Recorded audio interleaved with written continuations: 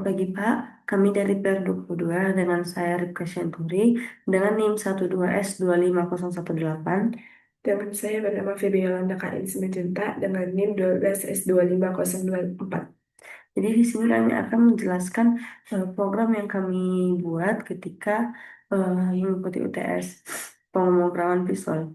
Jadi ketika soalnya ada 5 studi kasus. Studi kasus yang pertama itu menghitung nilai faktorial rekursif.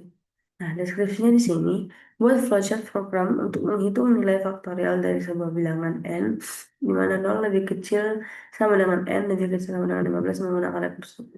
Nanti yang diharapkan inputannya, satu bilangan blok positif n dan outputnya hasil faktorial dari n. Dan ini juga ada contohnya, contoh kita menginput 5 dan hasil outputnya itu 120. Sini juga kita input nanti 0, hasilnya 1, input 3, hasilnya 6. Nanti ini akan kita coba ketika saya sudah menjelaskan program eh, untuk menghitung nilai faktorialnya. Kita lanjut. Ini adalah program yang kami bentuk. Di sini saya akan menjelaskannya. Jadi sebelum memulai program ini, untuk menghitung nilai faktorialnya, kita mendeklarasikannya dulu. Kita masukkan dulu variabelnya.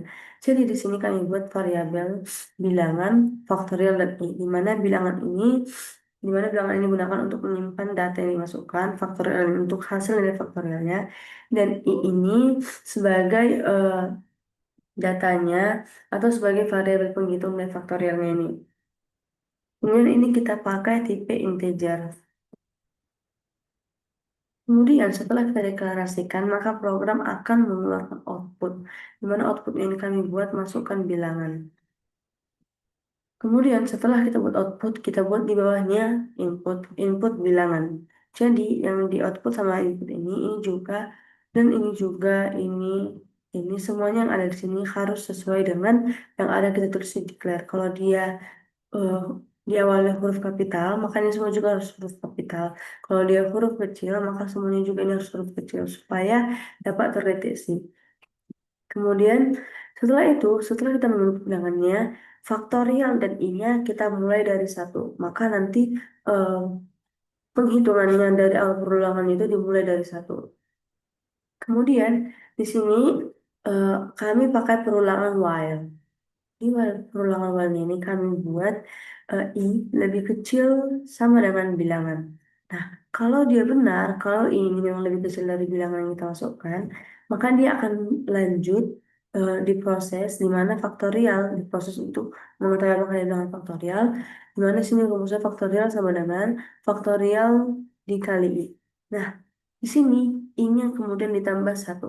Kalau dia ini akan selalu berlanjut sampai dia lebih kecil sama dengan bilangan dan sampai kita mengetahui hasilnya.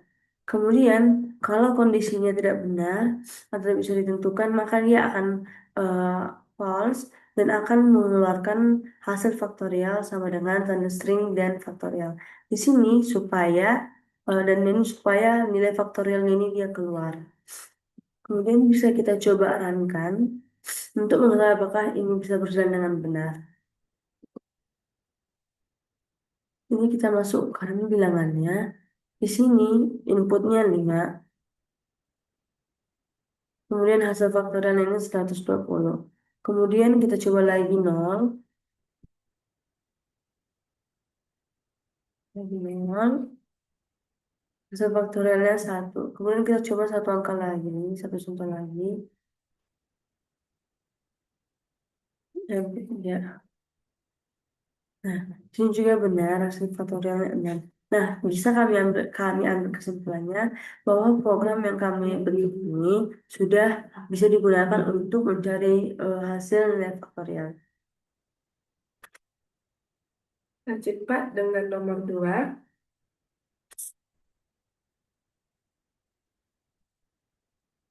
Di sini ada soal eh, jumlah deret Fibonacci.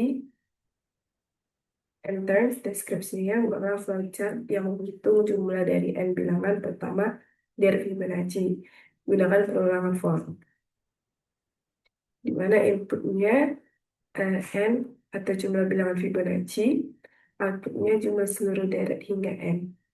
Dan contoh harapan eh, hasil programnya nanti inputnya kalau dimasukkan 5, maka nanti outputnya 12, ataupun juga bisa 1 tambah 1 tambah 2 tambah 3 tambah 5. Dan file yang diharapkan adalah Fibonacci underscore sum dan FPRG.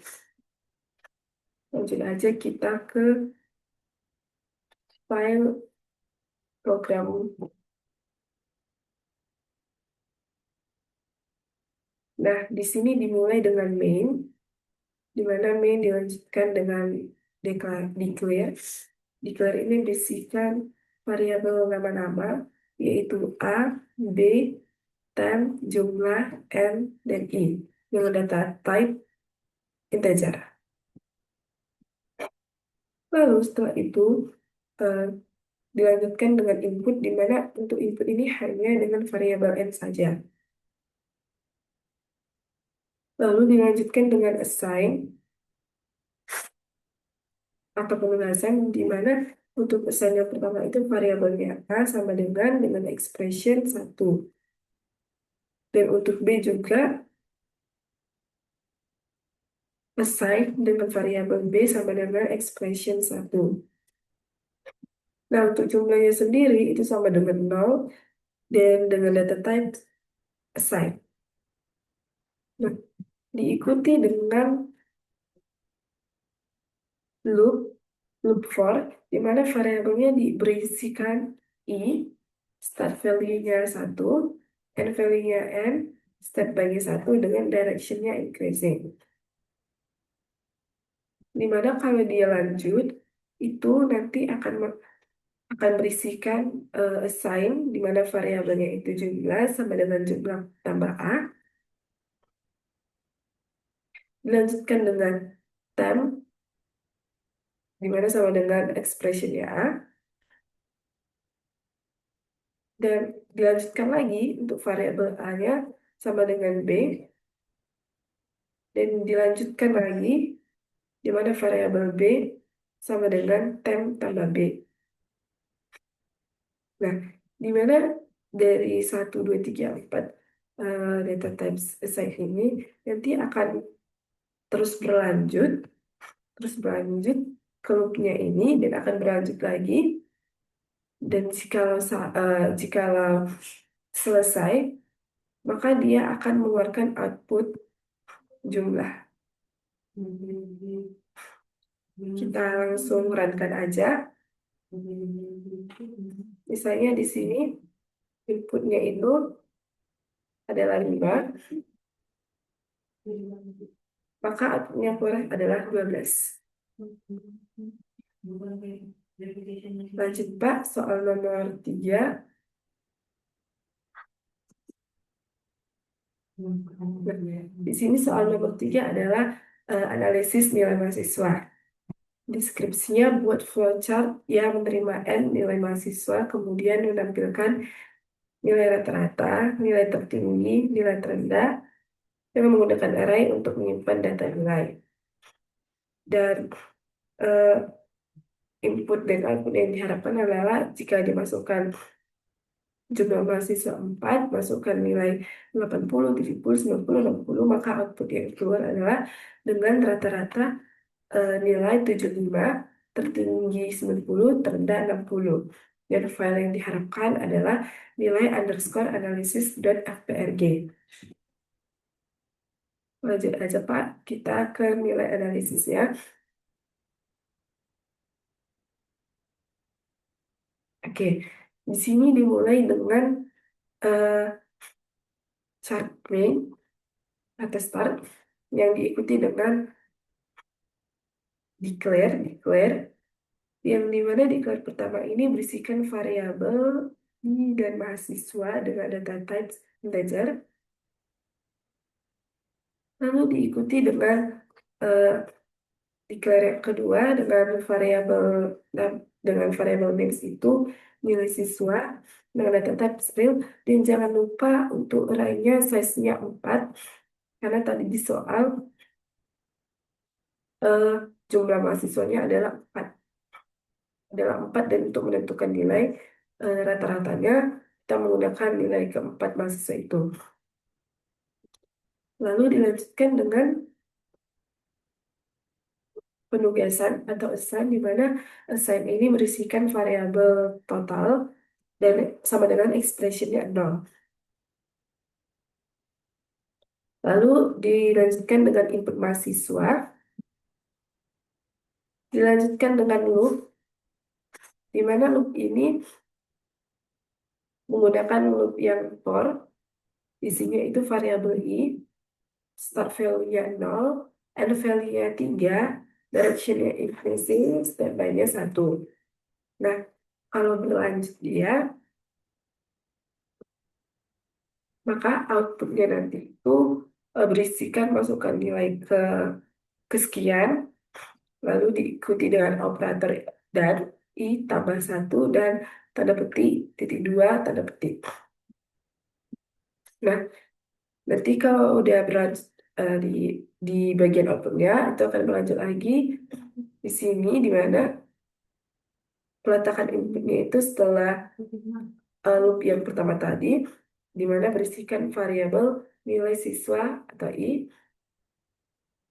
dan dilanjutkan lagi untuk menentukan total dari loop for yang tadi, di mana berisikan variabel total sama dengan expression total tambah nilai siswa i. Nah, ini akan terus berlanjut dari dari loop for-nya akan berlanjut ke total, dan kalau sukses akan berlanjut lagi, dan berlanjut lagi. Nah, kalau udah selesai, maka akan dilanjutkan dengan ke assign, di mana penambahan assign ini berisikan variabel nilai rata-rata dan expressionnya total dibagi 4. Di mana diketahui tadi kan ada di soal mencari nilai rata-rata, dan untuk eh, totalnya ini nanti, total dari nilai rata-ratanya ini nanti dibagi 4, dibagi jumlah siswa tadi. Terus setelah itu variabelnya ada nilai tertinggi sama dengan nilai siswa 0. Nah, dilanjutkan lagi loop yang kedua. Loop for yang kedua, di mana loop for yang kedua ini variabelnya 1, start value-nya 1. Variabelnya i, start value-nya 1, and value-nya 3, increasing-nya, dan step by-nya itu dimulai dari 1. Nah, lihat untuk loop for ini, dia tetap akan berlanjut, dan untuk if-nya, eh, kita menggunakan if atau jika, di mana berisikan nilai siswa i lebih besar nilai tertinggi. Dan kalau benar, nanti itu akan menghasilkan variabel nilai tertinggi sama dengan nilai siswa i. Dan itu kalaupun benar, dia langsung ke loop for dan akan terus berlanjut. Dan kalau salah, dia tidak ada penugasan seperti di true dan akan berlanjut ke loop for tadi. Nah, kalau udah selesai menentukan nilai tertinggi ya, kita akan lanjut ke nilai terendah.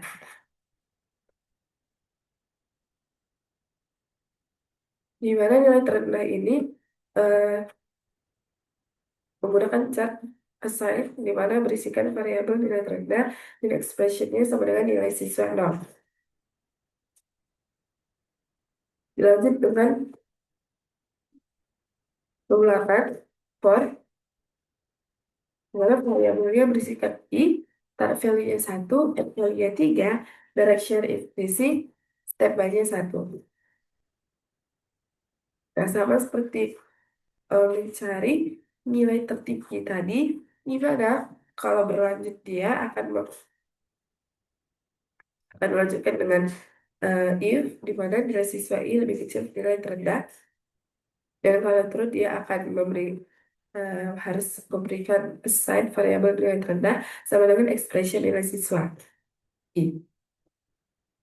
Sama juga kalau true, dia akan melanjut ke loopnya tadi, dan kalaupun dia salah, dia akan juga berlanjut ke loopnya tadi, tapi tidak berisikan nilai assign nilai terendah tadi.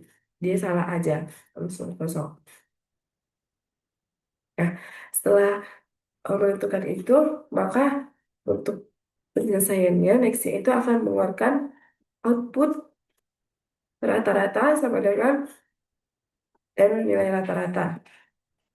Dan output yang kedua juga sama dengan tertinggi.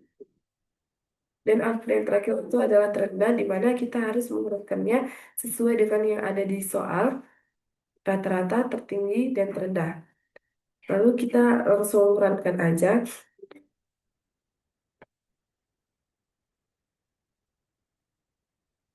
Oke, di sini mahasiswa, jumlah mahasiswa, kita masukkan aja di soal ditentukan 4.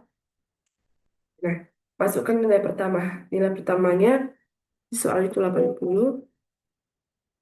Nilai kedua di soal itu 70. Nilai ketiga di soal 90. Nilai keempat di soal 60.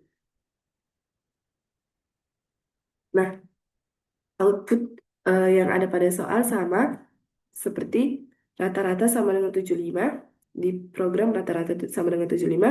Terus di soal tertingginya 90, di program juga tertinggi 90. Dan di soal terendah sama dengan 60. Dan di programnya terendah sama dengan 60. Artinya kesimpulannya program ini berjalan dengan baik dan lancar dan menghasilkan output yang diharapkan atau sesuai dengan ada pada soal.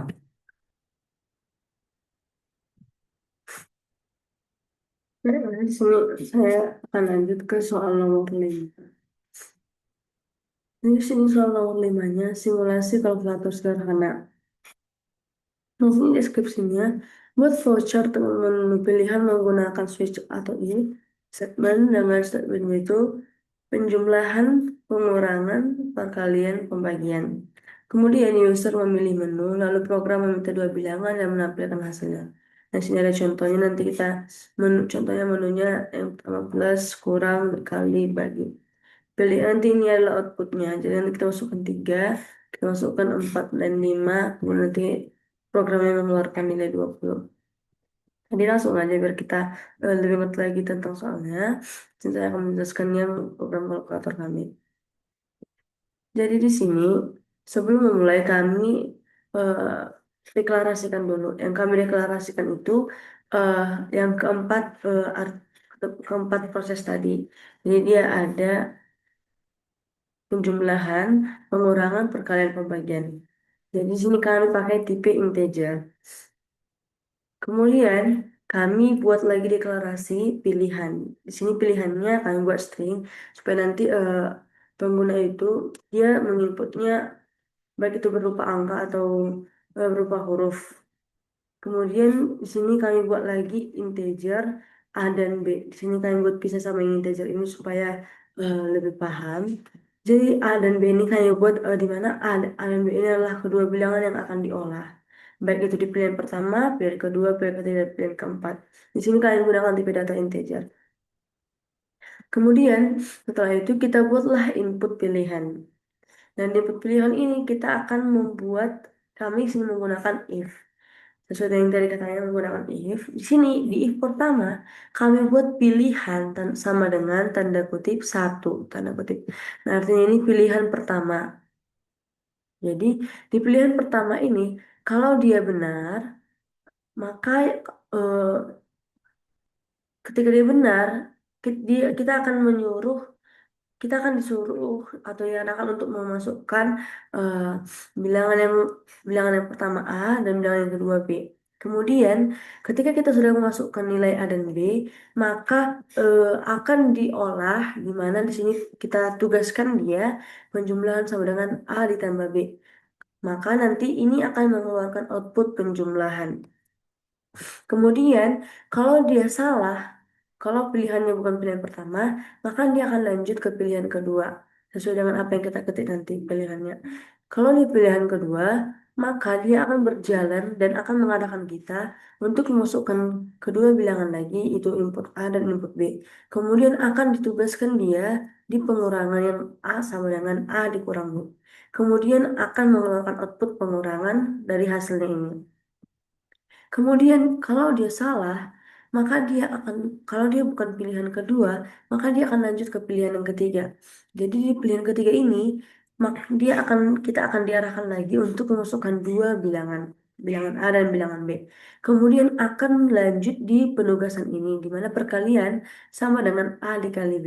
Kemudian hasilnya ini akan mengeluarkan output perkalian. Kalau dia bukan pilihan ketiga, maka dia akan lanjut ke pilihan yang keempat. Nah, di pilihan keempat ini, kita akan diarahkan lagi memasukkan dua buah bilangan yang akan diproses nanti di sini di penugasan pembagian sama dengan A per B. Kemudian akan mengeluarkan output pembagian. Nah, ini semua berjalan. Kemudian di sini kita nggak bikin output, karena outputnya di sini satu-satu. Karena dia ada 4 proses nantinya. Maka langsung kita runkan saja dianya. Sini dibuat contoh nih pilihannya ketiga.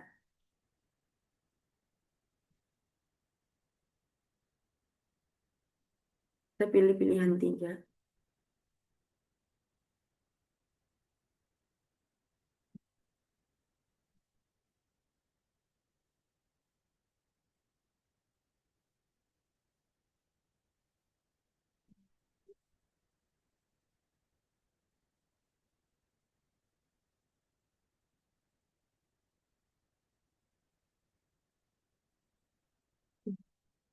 Kita masukkan.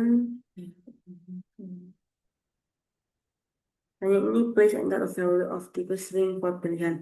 Jadi di sini terserah pengguna mau dia pilihan yang pertama, kedua, ketiga, atau yang keempat. Contoh di sini katanya pilihan yang ketiga. Maka kita ketik ketiga.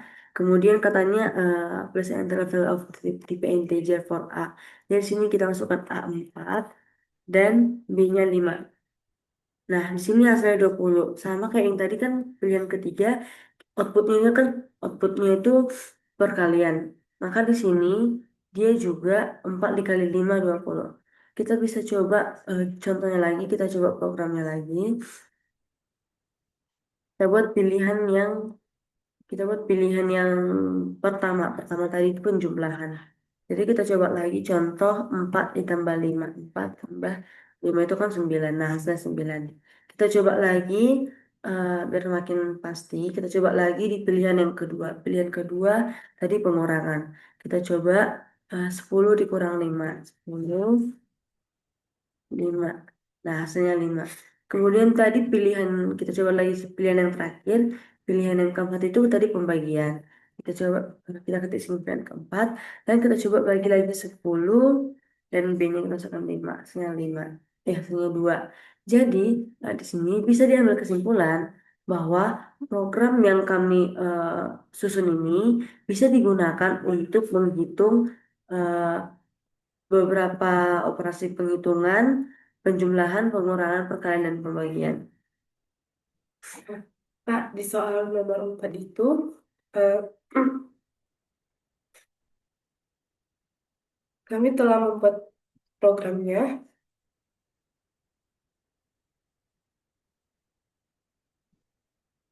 namun kami ketika kami runkan, kita jalankan, kami memiliki error di bagian is primanya. Nah, kenapa error? Karena kami masih belum jelas untuk membuat di mana peletakan is prima yang benar pada program ini. Jadi di soal nomor 4 itu kan cek bilangan prima dan cetak deret. Instruksi itu buat flowchart yang menerima bilangan n dan menampilkan semua bilangan prima lebih kecil sama dengan n. Gunakan fungsi khusus is prima x untuk periksa keprimaannya. Inputnya itu n atau batas bilangan prima, outputnya itu semua bilangan prima dari 2 hingga n, dan untuk harapan outputnya itu inputnya 10 dan output yang diharapkan adalah 357. Di sini kami sudah membuat programnya, dan kalaupun itu di run,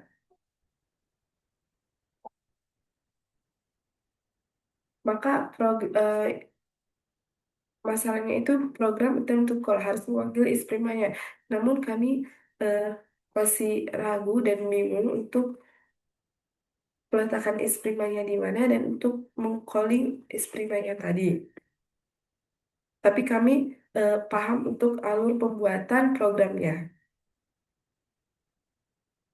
Nah, untuk auto grading di GitHub-nya itu kami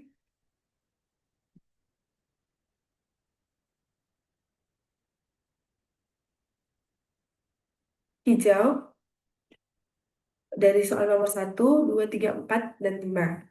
Namun pada saat pengumpulan eh, di auto grading ini, kami kemarin pengawasnya bilang hanya file .java-nya aja, tapi .fprg-nya enggak. Tapi di sini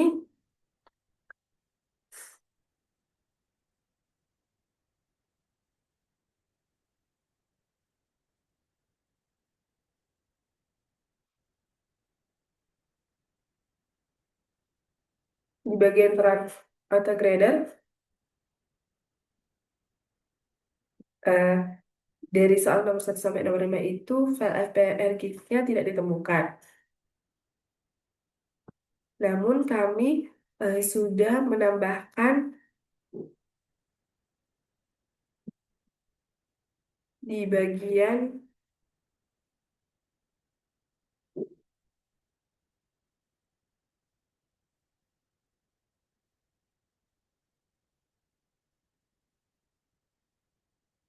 bentar ya Pak, kami cari dulu Pak.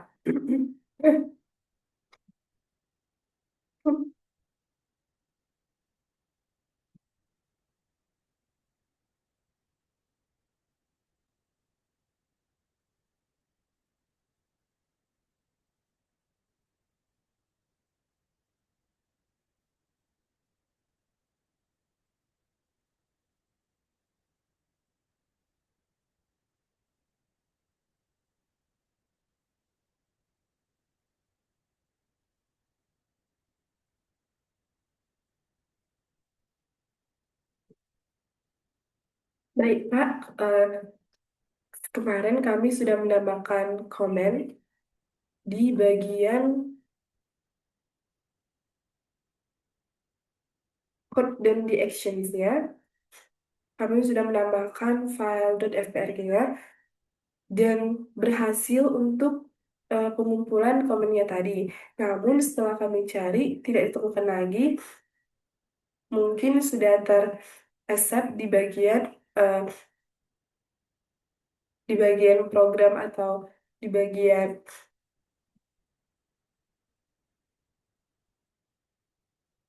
GitHub-nya. Dan kami juga di bagian VS Code sudah kami tambahkan lagi file fprg-nya dari bilangan prima, perial, Fibonacci, underscore sum, kalkulator, dan nilai analisis.